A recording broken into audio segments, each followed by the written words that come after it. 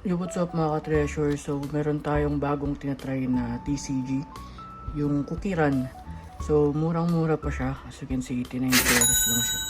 So, sa market, bagong pasok lang na TCG to, and well, hindi pa siya ganun kasikat compared with the major streamlines like Pokemon, yung Magic, diba? Yung mga One Piece. So, hindi pa siya ganun kasikat.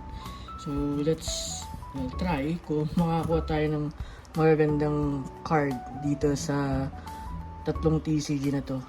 So, tatlong pack na to, baka naman kahit isa or dalawa lang, di ba? Pero, ayun, I just want to try it. Well, it's very cheap pa. Ayun, 89 pesos per pack lang. So, napakalayo kumpara sa ibang TCG items like Pokemon na 300, yung Magic umaabot na ng 500 something, diba? So let's try this one. Malay nyo naman biglang mag-boom kagaya ng One Piece. So let's start ripping this 3 babies. Let's go. Open natin yung first pack, then let's check kung ano yung makukuha natin. So empty. So, common, then common din, another common, and another common. Last pack for our first pack. Ayun, so uncommon, pero no big hit.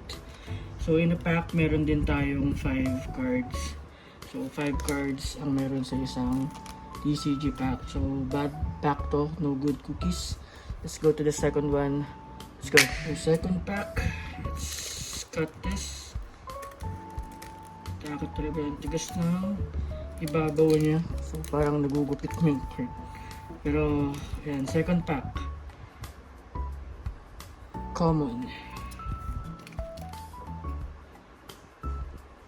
Common, another common. So last card, no luck, bad cookie as well. So wala pa rin tayong nakukuha. Ano ba naman? So hopefully sa last pack natin makakuha tayo ng kahit isang maganda. So last pack Magic, let's open this.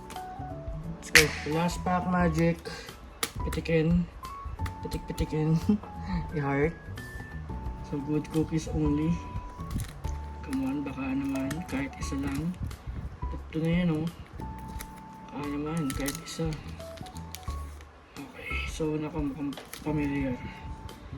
Ang familiar. So first item or card, not good.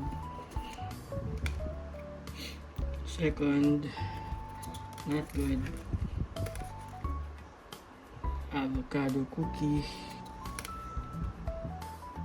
Black raisin cookie. So last card.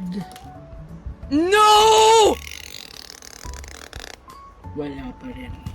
So 3 packs natin mga ka-treasure tayong nakuha.